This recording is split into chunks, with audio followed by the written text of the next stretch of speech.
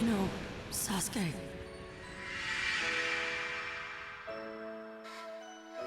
You and I.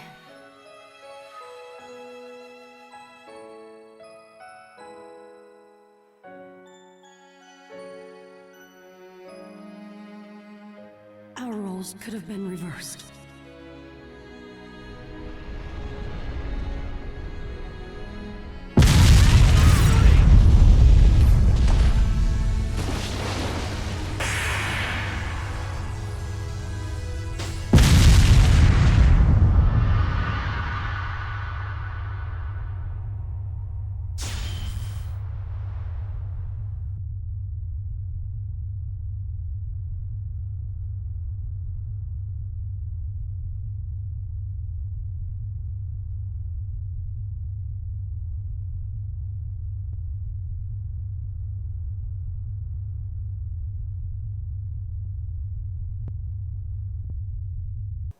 What you just watched was a secret factor in Naruto Shippuden Ultimate Ninja Storm 3.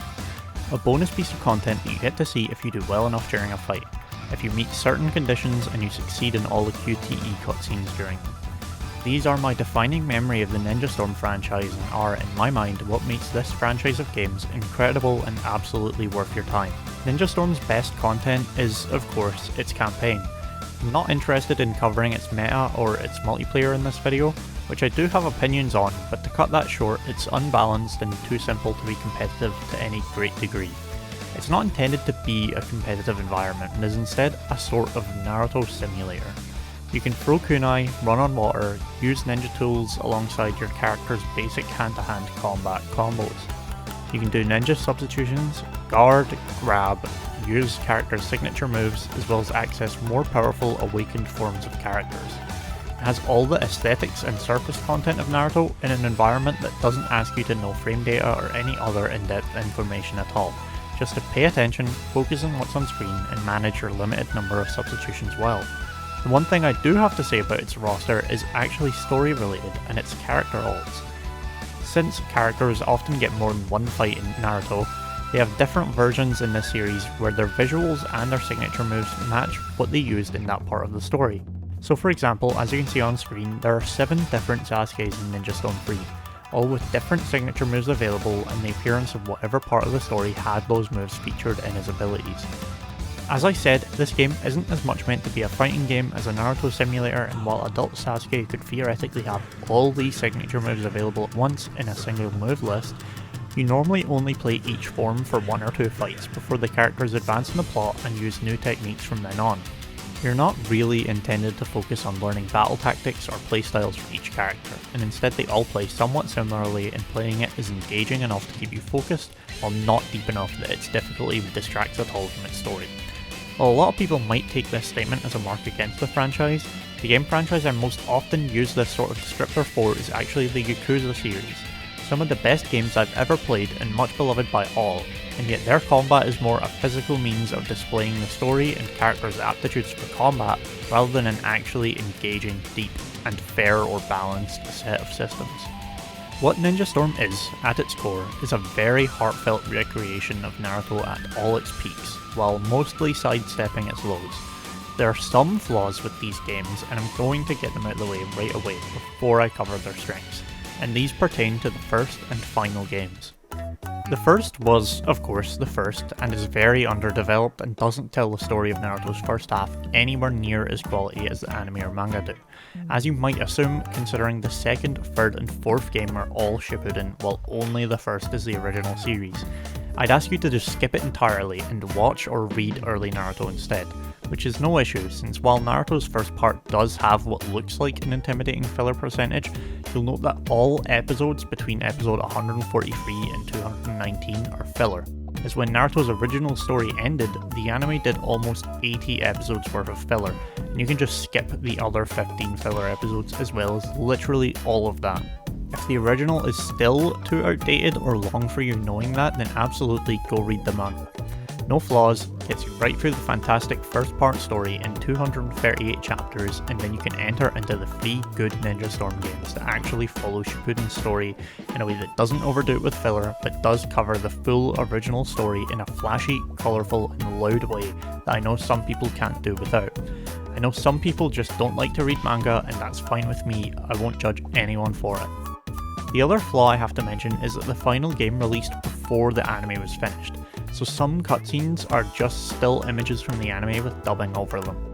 These are mostly flashbacks and exposition though, and it loses no luster as far as the main events are concerned. So with these issues addressed and noted, the second and third games are pristine, spotless retellings of Naruto's second half, and the fourth is still well worth playing. These games are actually what got me to finish and fall for the franchise in the first place, and their quality is of course why I want to recommend them here today. It's quite hard to choose stuff to spoil and show for this video and what to not. As I said, these games are incredibly faithful to the manga, and they adapt everything in stunning detail. They're fully voiced and often better animated than the anime itself. And since, as I said, there's some issues with Ninja Storm 1, where all the stuff everyone already knows about is locked behind text scrolls and trashy mini-games, so instead of spoiling anything, I'm going to leave how wonderfully these cutscenes are translated and instead talk about battle structure in the game. Again, I don't mean block, substitution, combo, I mean the pace that battles play out at and how they deliver the story. Some of you may not know, but Naruto has become a bit of a meme for the fighting being just Naruto talking to the opponent. This isn't really a Naruto specific thing. Every shonen has fantastic scenes of its main character discussing morals with the current villain.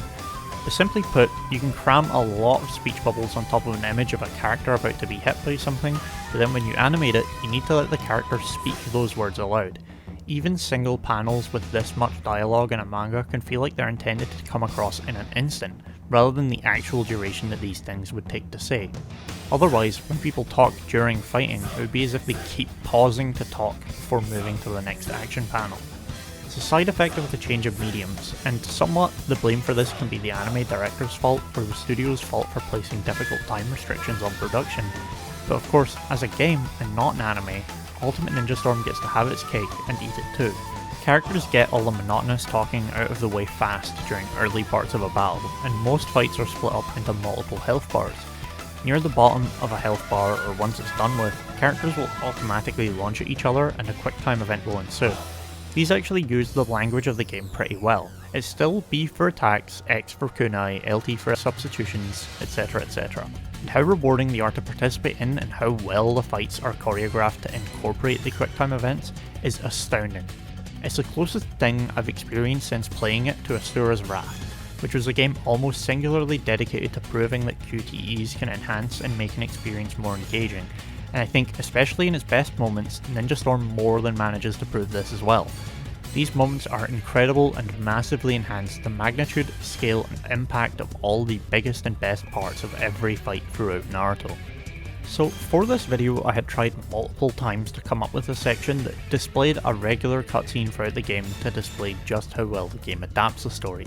I couldn't find anything compelling that wasn't just an outright spoiler.